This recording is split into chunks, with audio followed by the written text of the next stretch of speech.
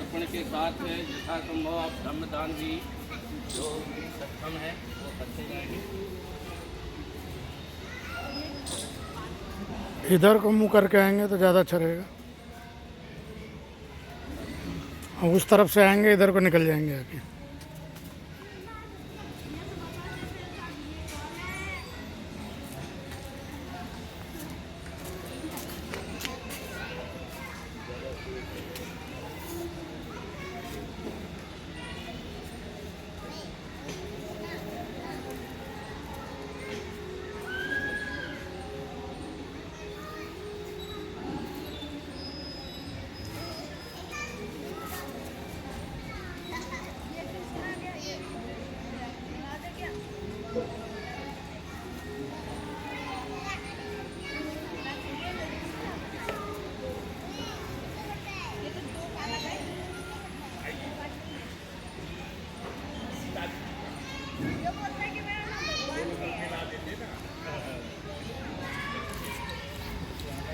बैठ के बोले थक जाएंगे। इधर आके बैठ जाओ। रिलैक्स, मौसम गर्मी का है ना, गर्मी का दिन है, देख रिलैक्स और क्या। बैठ करके बोलूँगा तो आप लोगों को लगेगा बुढ़ापा आ गया, इसलिए खड़ा होकर के बोलना। हम लोग नमो बुद्धाय बोलते हैं, इसका अर्थ आपके बुद्धि को नमन करता है। बहुत लोग यह कहेंगे कि तथागत बुद्ध को नमन करते हैं। विभिन्न संप्रदाय के लोगों का क्या है मामला, यह समझ। कोई कहते हैं बाबा की शरण में आ जाओ दुख दूर हो जाए, कोई कहता है अल्लाह की शरण में आओ दुख दूर हो जाए, कोई कहता है भगवान की शरण में आओ दुख दूर हो जाए, कोई कहता है सूर्य की पूजा करो, चांद की पूजा करो, धरती की पूजा करो, पेड़ की पूजा करो। लेकिन बुद्ध कहते हैं अक्त दीपो भव, यानी अपना दीपक स्वयं बने। बुद्ध अपने शरण में किसी को नहीं बुलाते। अक्त दीपो भव, तब इसका यदि अर्थ हुआ कि अपना दीपक स्वयं बनो, इसका मतलब है कि बुद्ध की शरण में नहीं जाना, बुद्ध के विचार को का अनुकरणीय, बुद्ध का विचार जो है उनको फॉलो करें। इसलिए बुद्धं शरणं गच्छामि। नमो बुद्धाय हम लोग बोलते हैं, तो नमो बुद्धाय शब्द आप लोगों को लगता होगा कि ये वर्तमान का शब्द है, ये वर्तमान का शब्द नहीं है। श्रीनिवासन नामक पुरातत्ववेत्ता तेलंगाना में मंदिरा नदी है, उस नदी में एक पत्थर पर नमो बुद्धाय लिखा हुआ मिला और पुरातत्ववेत्ता ने उस पत्थर का समय का जब आकलन किया तो ईस्वी पूर्व का हुआ लेख। इसका मतलब यह नमो बुद्धाय वर्तमान का प्रचलन नहीं है। धम्मं शरणं गच्छामि, बौद्ध धर्म शरणं गच्छामि नहीं है। धम्मं शरणं गच्छामि, धर्मं नहीं है, धर्म नहीं है, धम्मं शरणं गच्छामि। इसका अर्थ हुआ सम्राट अशोक ने द्विभाषीय शिलालेख में धम्म का द्विभाषीय शिलालेख में लिखवाया है। धम्म का अर्थ क्यू से किया यूनानी, और रिलीजन का अर्थ बताया थ्रिस किया। इसका मतलब धम्म और धर्म दोनों अलग है। धम्म और धर्म विपरीतार्थक शब्द है। विपरीतार्थक इसलिए कि दुनिया में जितने भी धर्म है वह कहीं न कहीं स्वर्ग नरक ईश्वर के आस्था में किसी खास पूजा पद्धति में विश्वास करता है, जबकि धर्म इसे नकारता है। इसलिए धर्म और धर्म दोनों अलग अलग विपरीतार्थक शब्द। लोग व्याख्या क्या कर देते हैं, धम्म को धर्म समझ करके व्याख्या करते हैं, जबकि धम्म पाली में है। अब उसकी व्याख्या हिंदी में ढूंढते हैं। तो जिस समय में तथागत बुद्ध का समय था, उस समय में धर्म नाम की कोई चीज थी ही नहीं। यहाँ तक कि सम्राट अशोक के समय तक भी धर्म नाम की कोई चीज नहीं थी। लेकिन वर्तमान समय के जो इतिहासकार हैं, सम्राट अशोक का भी धर्म ढूंढते हैं। जबकि ढूंढना था धर्म, तो ढूंढते हैं धर्म। और धर्म ढूंढते हैं तो सम्राट अशोक क्या, उस समय उससे पहले भी धर्म तो मिलना मुश्किल काम है, क्योंकि उस समय में गण व्यवस्था थी। गण और वर्ण व्यवस्था समझ। वर्ण व्यवस्था का मतलब है समाज 4 भागों में विभक्त, ब्राह्मण, क्षत्रिय, वैश्य, शूद्र।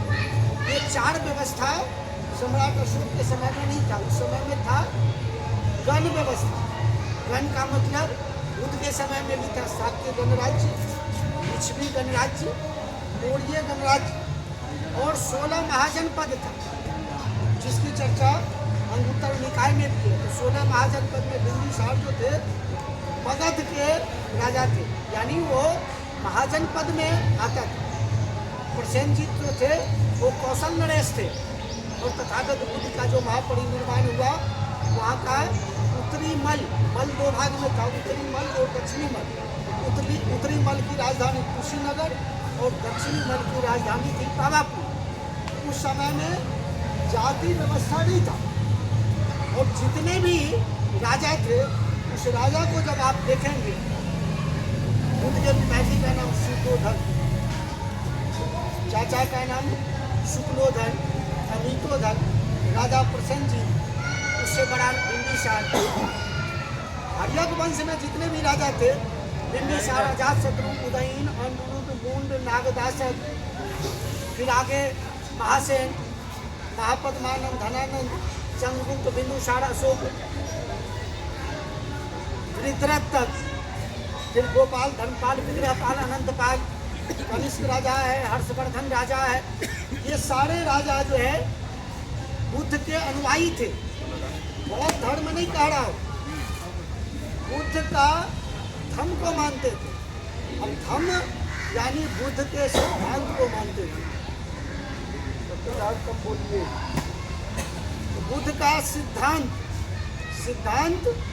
ये अंग्रेजी क्या होता है, थ्योरी। तो पूरे दुनिया में जितने भी धार्मिक फिलोसफर है ना, उसको धर्म कहा गया, लेकिन बुद्ध का सिद्धांत कहा गया। और सिद्धांत को अंग्रेजी में थ्योरी कहा गया। अब थ्योरी शब्द कहाँ से आया, तो तथागत बुद्ध का ही है थेरवाद।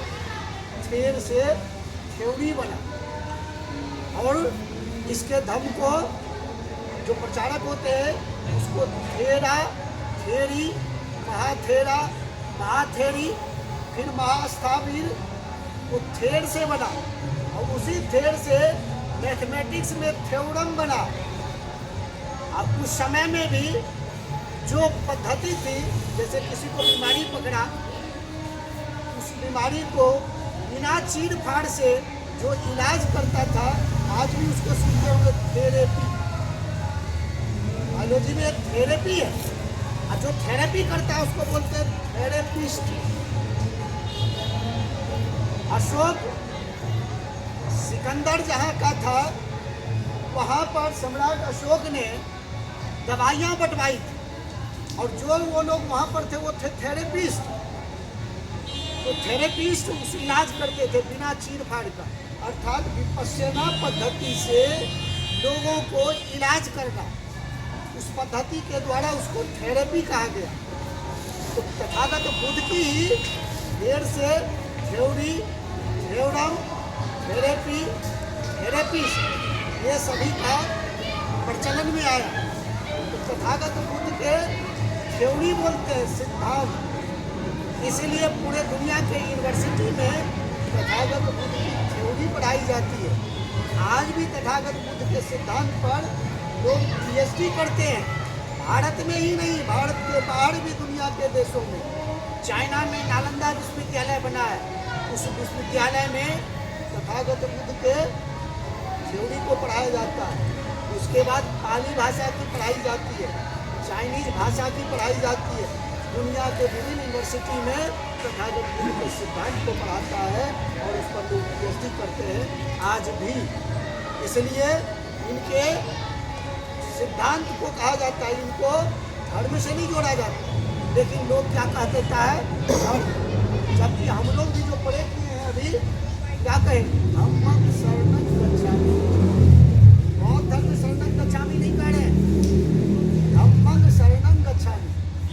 उसके बाद है संघं शरणं गच्छामि।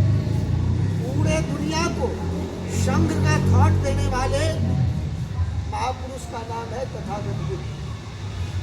तथागत बुद्ध से पहले किसी महापुरुष ने संघ के कंसेप्ट को नहीं दिया, और इसी संघ के कंसेप्ट को 1920 ईस्वी में जब द्वितीय विश्व युद्ध,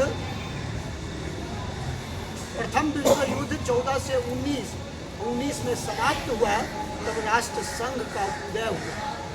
और राष्ट्र संघ का उदय हुआ, ये जो संघ का कंसेप्ट लिया राष्ट्र संघ, फिर संयुक्त राष्ट्र संघ ने।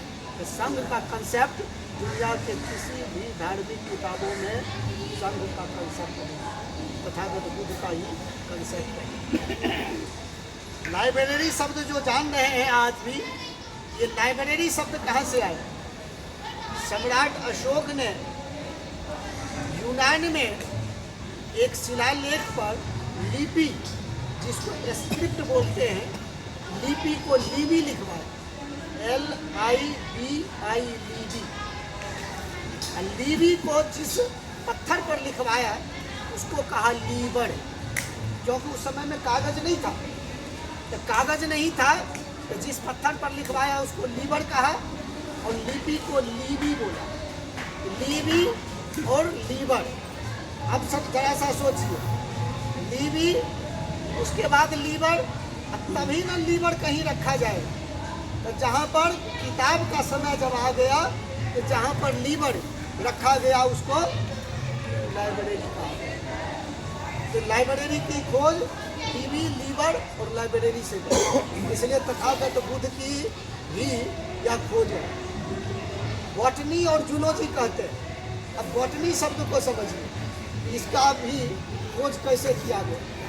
बिहार के जो लोग होंगे उनको भी यह समझ में आएगा। चना जो है ना, चना को बूट भी बोलते हैं। बिहार के जो भी लोग होंगे उनको समझ में आ जाएगा, उसको बूट बोलते हैं।